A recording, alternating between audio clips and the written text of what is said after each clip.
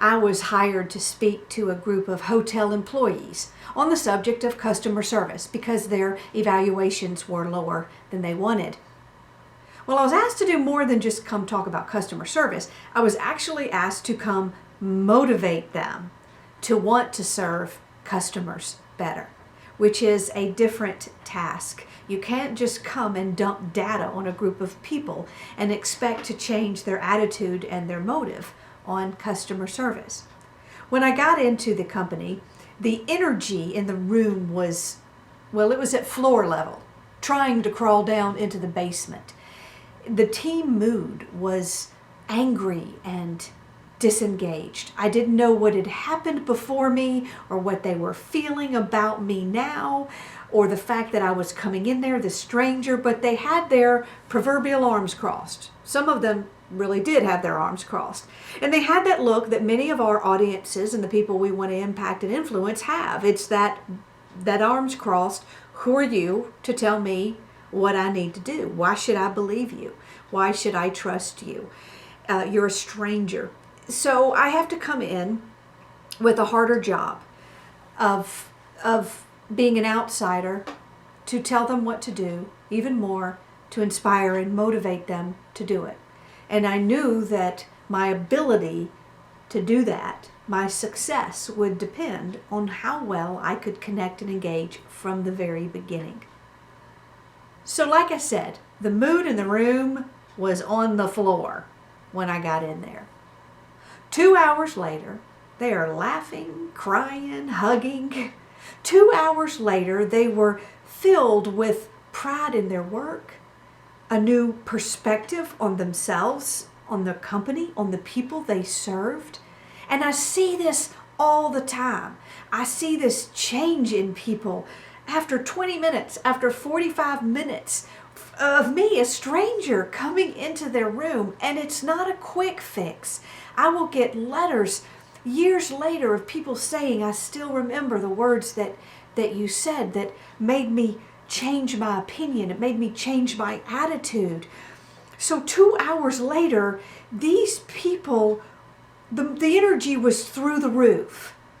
And their new attitude, their new motive was worth far more than 100 tips on customer service. Many of us in our industry as speakers, as people of influence wanting to impact, we fall into the trap of thinking that the more we tell them, the more our impact. And so many of us will come in and just give a data dump. Feel like I'm serving you in the best way I know how if I tell you everything I know and get as many points as I can get in 45 minutes or in 20 minutes.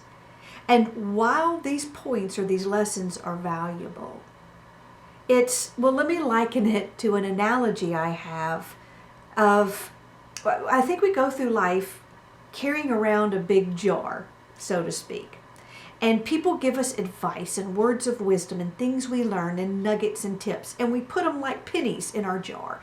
And the older we get and the more conferences we go to and the more speakers we hear and the more lectures we sit through, the more pennies we throw into that jar. And we read this article and here's 50 more tips. And we throw those in a jar. We go to a conference and we walk out and now we've got 400 more pennies in our jar and it gets heavier and heavier and we're carrying it and our back is breaking and we're tired and we're overwhelmed and now we can't do any of it. We end up dropping the jar and all the pennies go rolling in a million different directions. Been there, done that. Took forever for me to pick them all up.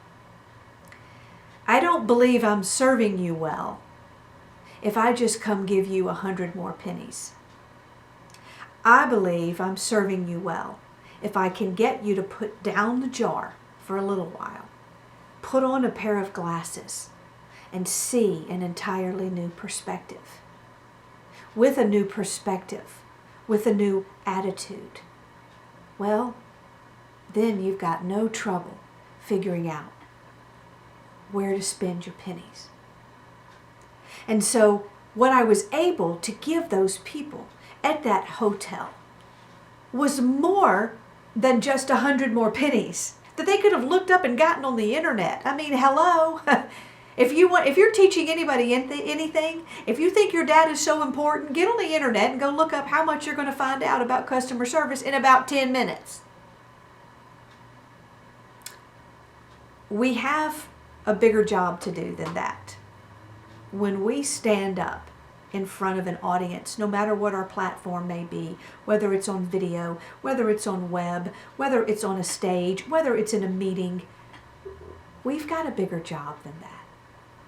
It's not enough anymore to just kill them with facts and figures and statistics. Sure, they're important. Sure, at the end of the day, when all is said and done, we do need action steps. We need to be able to